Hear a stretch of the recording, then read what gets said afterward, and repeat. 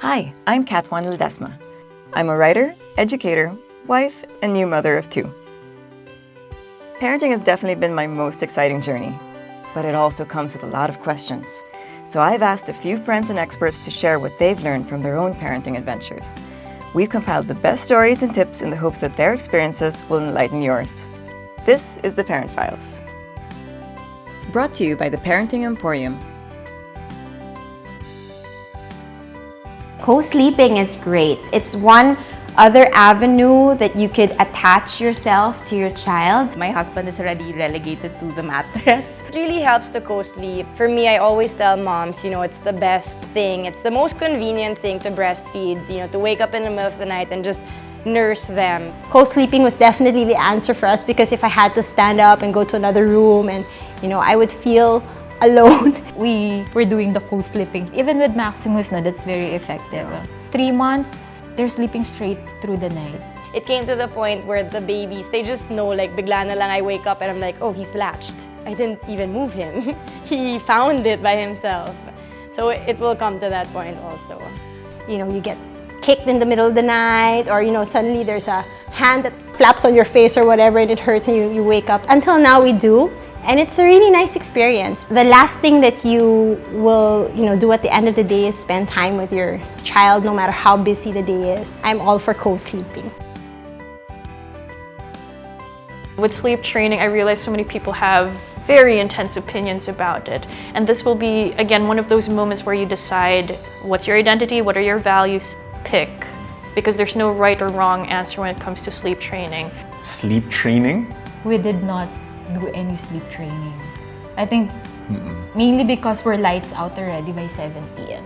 Yeah, and then when the house is dark, they can sleep.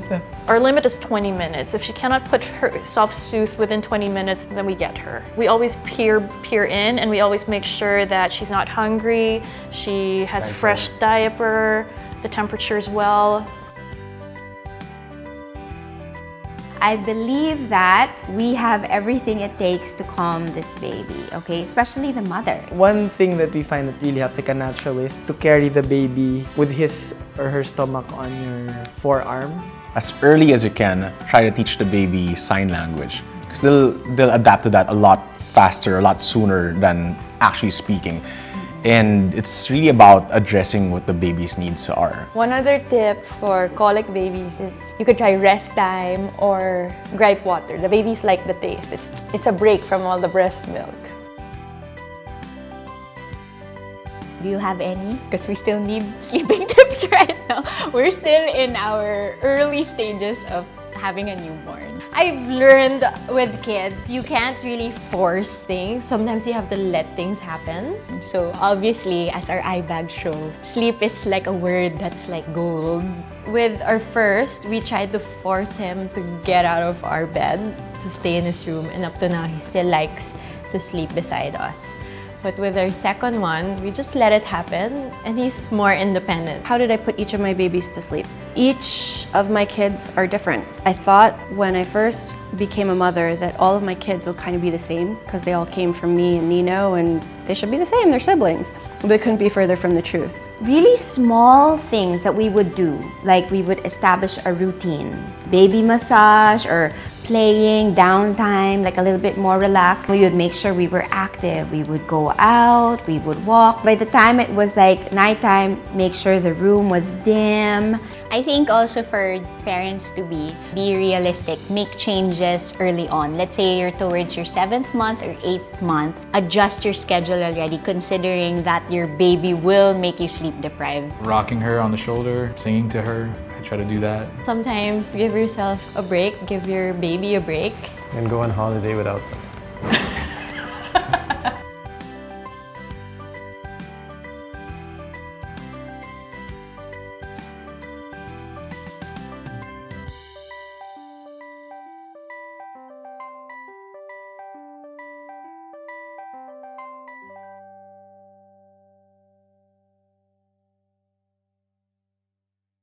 Raising children can be tough. Feeding your child, discipline, special needs, training yayas can easily overwhelm us. We are here to help you. premier expert-backed resource workshops, parent-recommended products and services, and only the best support system we can give. It's all about choosing the right information, connecting with other parents, and building a community, because parenting is a legacy, and parenthood, when shared, becomes a whole lot easier. The Parenting Emporium.